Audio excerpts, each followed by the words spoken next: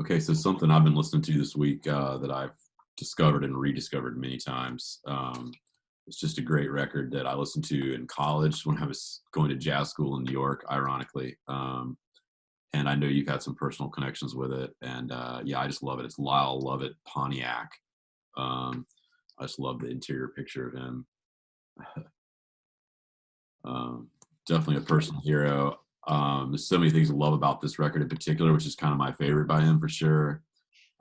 It's such a great country record. I mean, some of these songs, to me personally, are just country classics. It's kind of checks a lot of the boxes. It's got the murder ballad with like L.A. County.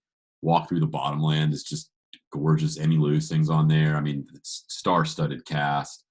I Loved You Yesterday is a great ballad. And then the first song to me is just one of the most beautiful, whimsical, kind of airy songs. It's just the kind of song you can kind of listen to on repeat. It's called If I Had a Boat, which I'm sure many people have heard. I don't even know who some of the stuff is. The references in the songs are so obscure. I don't even know who Roy Rogers is. It's kind of before my generation, but I just love that song. Just how kind of cosmic and weird it is. And then like he goes through some sort of kind of snarky comedy tones in that, like that great song She's No Lady, She's My Wife, which I love. It's kind of funny. He's got some that are kind of actually like borderline like a joke song, a little bit like the end one where I used to love it. I used to listen to it over and over where she's hot to go, she's ready. And then he gets at the end of the song, he gets around and it says she's ugly from the front. He talks about how he liked her from the back and everything. And it's just like, Yeah, um, and the side likes it from the back and the side.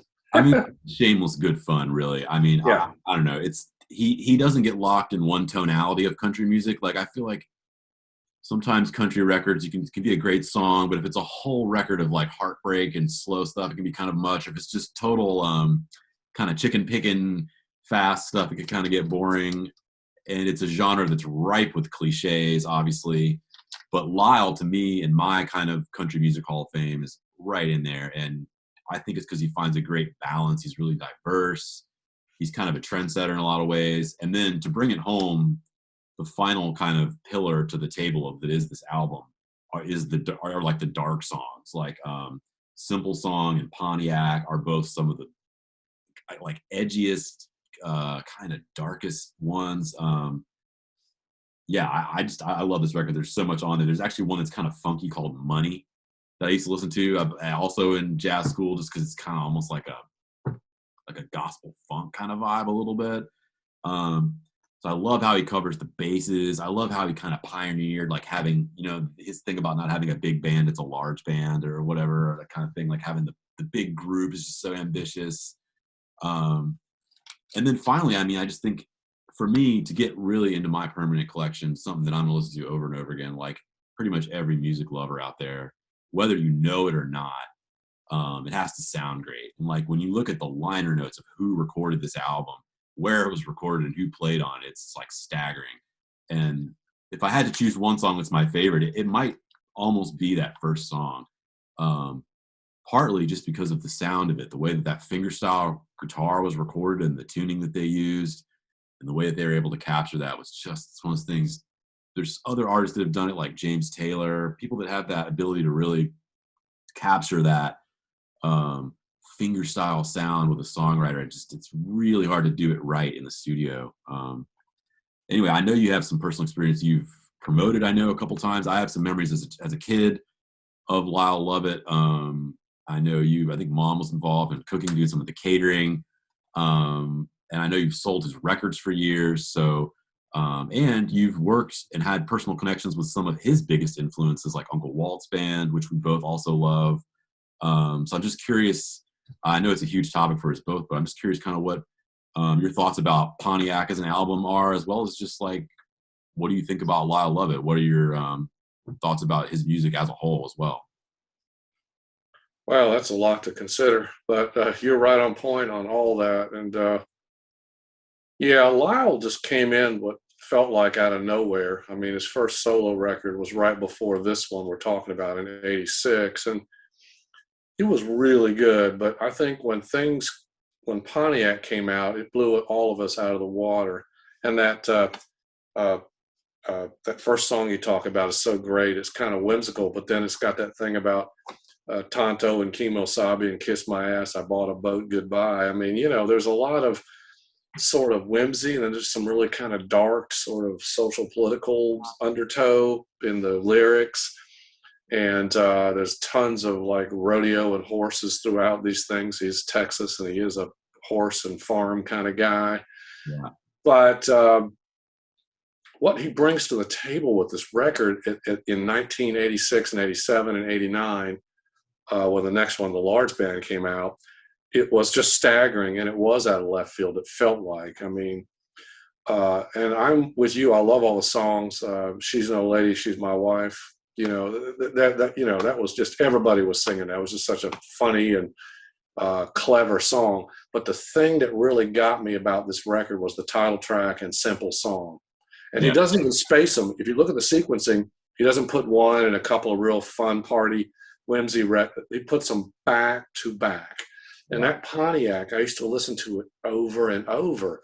It's if you know the lyrics, it's about a guy that pulls his car on his property, I guess, out behind the house and sits there and ponders what I guess he's talking about is the sort of dark and uselessness of his life. And he's got these things going on in his head. It's almost like a serial killer. And it ends on like I don't know the musical term, but it's like an unfinished chord progression, you know, and Edgar Meyer plays the brilliant arco on that and the bass on that thing, which is how it ends, and it ends ambiguous. And, you know, he's like, well, I might just leave after I smoke this cigarette, but it's kind of like, nah, he's going to smoke the cigarette and have the crazy thoughts. He's probably going to go back in the house and go to bed and get up and do it again tomorrow. And he's going to obsess about the girl across the street on the porch that doesn't know that he killed 20 Germans in World War II with his bare hands. You know, Lyle threads a lot through in a very short song form in this particular song. And Simple Song right before it is sort of dark, but also sort of beautiful, sort of encouraging, like, you know, this part of me and you. It's almost like a generational song, even though it starts off kind of political martyr, something's going on. You know, it's hard to be sure. I don't know the story behind that song. Well, let's talk about that song for a second. I mean, that one, I was rereading the lyrics, and yeah, Pontiac, I agree, is just stone good. Like in terms of songs about veterans and the poetry of it, and yeah, the vibe, the unresolved, the arco, it's just stone cold. Like, it's just so good. And the Simple Song, I was rereading the lyrics, just like you were saying, and I mean, in the middle of what is essentially a country record, yeah, it's like they're these really cosmic sort of, it's almost like Rilke or Walt Whitman or something. It's also kind of cryptic, a little bit. It's like I was rereading it. Yeah, very much. Yeah. In like a really profound, masterful kind of way, almost like a Dylan or a Neil Young or a Joni Mitchell song or something. It's very kind of like you understand what he's saying, but it's a little bit just exactly cryptic enough. It's amazing. And also, like you said, the fact that he puts those two songs together on the record is kind of bold and interesting. But anyway, I interrupted. Keep going. Oh, that's all right. And a Simple Song, it's got that, you're the musician, so was it a minor chord progression? It's just got that, that just feels so sad good to listen to it. It's just so, the melody and the chord progression is so beautiful. You know, and it still is just all his compatriots at the time were doing great records, I think, you know, all the Guy Clarks, Rodney Crowell's. I mean, you had Jimmy Dale Gilmore, and of course his subject matter is quite cosmic, and it's not exactly, you know, yeehaw or, you know, drinking and dry, you know, and rodeo and more, you know, pickup trucks entirely. It's very cosmic and staring at the sun kind of stuff. So there's some of that out there, but not in the way that Lyle dropped it. And the Uncle Walt's thing is neat. It's not really present right on this record, but the very next record, he began to pull the Uncle Walt's brothers into his recordings, both vocally and instrumentally. They sang with him on Stand By Your Man on the large band. And Walter toured. First time I saw Lyle Lovett just as a concert goer was about when King Tears by Walter was out, I think. And Walter was out opening for and sitting in with the Lyle Lovett's part of the show. And then later on, when we did Peace Center concerts with Lyle twice, sold out, big hall. Champ was in the band one time. And the thing about Lyle, too, if you ever see him live, I don't know what it's like now, but both times I worked with him, his sound and his uncompromising concern with the quality of the sound presentation is unbelievable. It's pin drop stuff. And all those details you talked about, like in the fingerstyle guitar and the sound, are just pristine and isolated and clear. And everything is quiet and the music just goes. And he brings a cello player, which is another thing very unusual for country at the time. That John Hagen guy was out on the road with him for a lot of those gigs, and probably still is for all I know. But he would just get to singing on the cello during certain songs in concert performance that tie into the way the songs were originally recorded. And it was beautiful. And Matt Rollins on piano and Billy Williams. And in some cases, I saw Sam Bush one time with Lyle. He was in the band, and another time Champ was. And those were just amazing experiences and performances.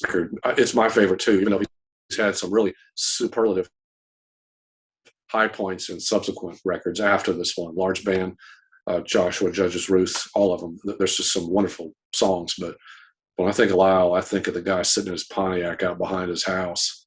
That's what I think. Yeah. I love all his records, but this is definitely the one that's kind of, if I had to choose one.